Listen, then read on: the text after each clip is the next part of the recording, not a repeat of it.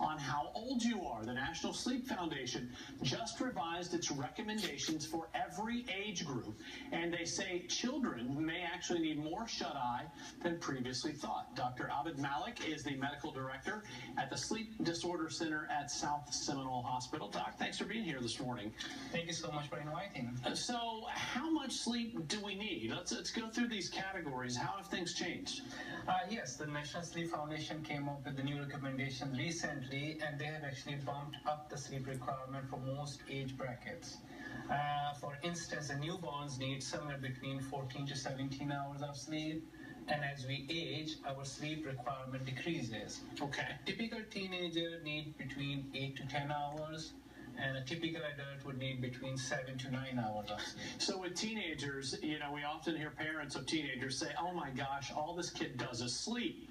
So now there's medical reasons for this. Absolutely, absolutely. Okay, why are we seeing this change? Is there something that's happened to change it, or is this new evidence that's making it more of a, hey, we may not have had it right before?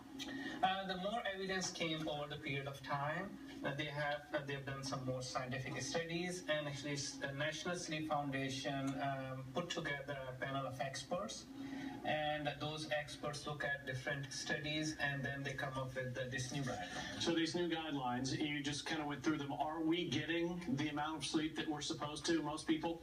Well, as far as we know, most people are actually not getting enough sleep. So a lot of people are sleeping less than what they should be. So we were talking about this earlier in the newsroom this morning. Does napping help, or does napping actually hurt when you're trying to deal with this?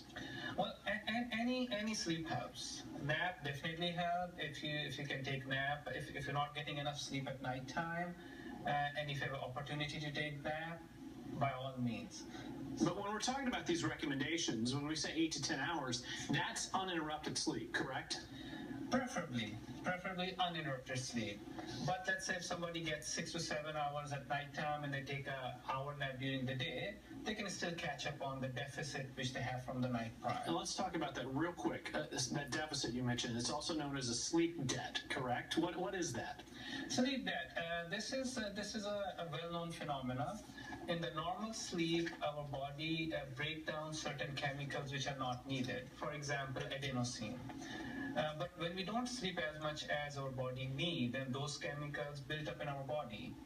And that makes us sluggish, that makes us slow. Our response time decreases, and we are at a higher risk of making dangerous mistakes. For example, people who are sleep deprived and when they drive, they are at a higher risk of making a fatal mistake. And that's because of the sleep debt. It is fascinating stuff, and I think it's something a lot of people deal with. Dr. Abid Malik, thank you for coming in today.